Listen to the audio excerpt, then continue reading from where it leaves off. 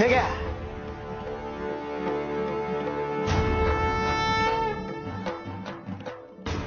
तुम्ही दोघांनी छडी तुमच्या जवळ ठेवायची आणि दुसऱ्या प्रहराला झोपायचा. जो खरा गुन्हेगार असेल त्याला ही छडी वळ उमटोस तर बदळून काढेल. स्वामी म्हणाले छडी स्वतः अंगावर वळ उमटून बदलून काढेल. प्रहार कधीही होऊ शकतो. आता काय करायचं? हो अहो कपिलमाई, तुम्ही शिपाई इथंच कुठेतरी येत. ठाऊक आहे आम्हाला. शिकवू नको आम्हाला जास्त. इकडे ये. तुझ्या या भीतीमुळे ना आमची झोप उडाली आहे. उद्या जर तू पकडला गेलास ना तर ह्या छडीपेक्षा जास्त शिपाई तुला मारतील. मला तर फार भीती वाटते कपिलमाई. आता काय करायचं? त्यासाठी आलोय ना आम्ही जसं सांगतो तसं कर. छडी घेते. अरे घे. हो.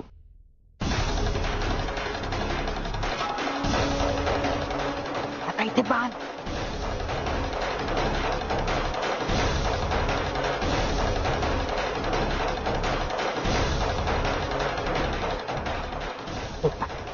बांधली ना? आता ही छडी तुला बदलवू शकत नाही. पण एक गोष्ट लक्षात ठेव.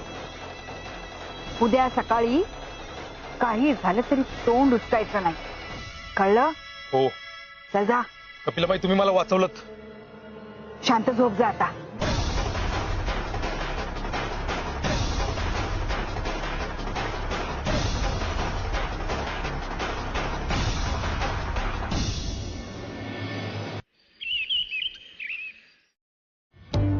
भाऊ, ओ भाऊ उठा. स्वामी आले न्याय करायला. उठा.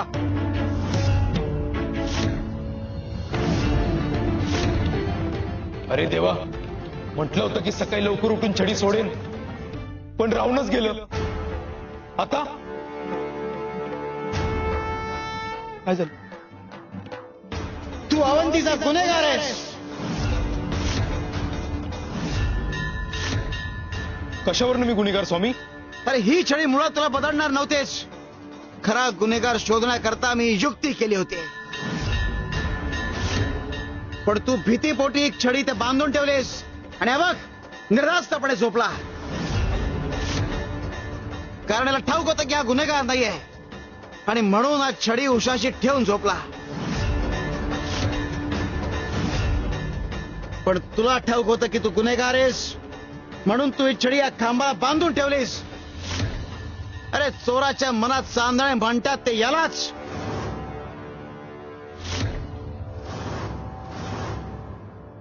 स्वामी नाही स्वामी, मी काय नाही केलं.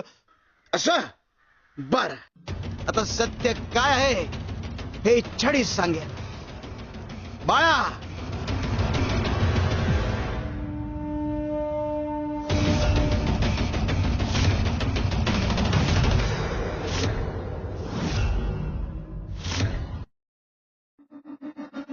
स्वामी. स्वामी